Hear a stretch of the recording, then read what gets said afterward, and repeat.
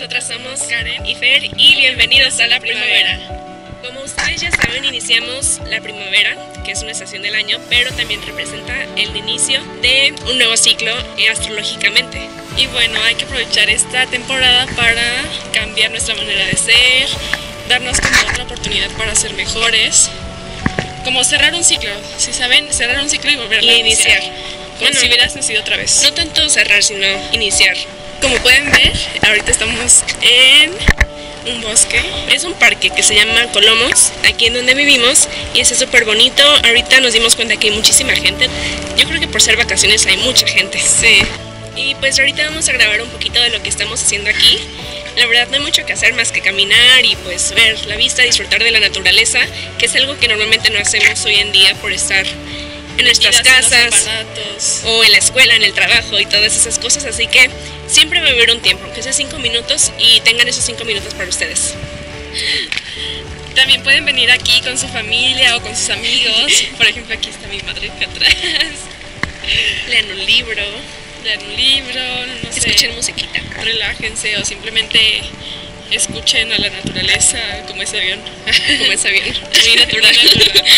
Ay, como se pudieron dar cuenta, últimamente no hemos podido grabar porque tuvimos unos pequeños problemas con nuestra cámara anterior, pero ya tenemos una nueva, así que vamos con más. Sí, con más.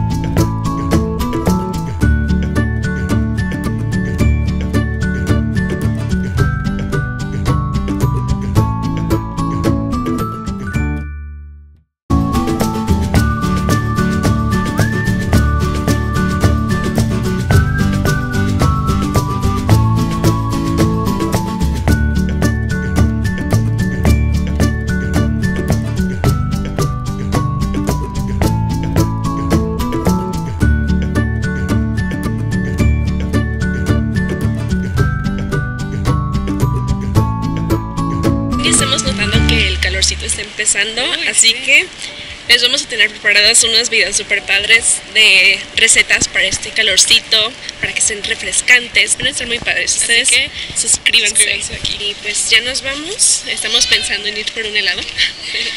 Y bueno, si les gustó este video, no se olviden de dar muchísimas manitas arriba, y también si les gustan este tipo de videos, háganoslo saber en los comentarios. Les mandamos muchísimos besitos dobles y nos vemos a la próxima. Pongan en los comentarios cuál de nosotras dos quedó más guapa, más chula. Chulísima, yo soy chulísima.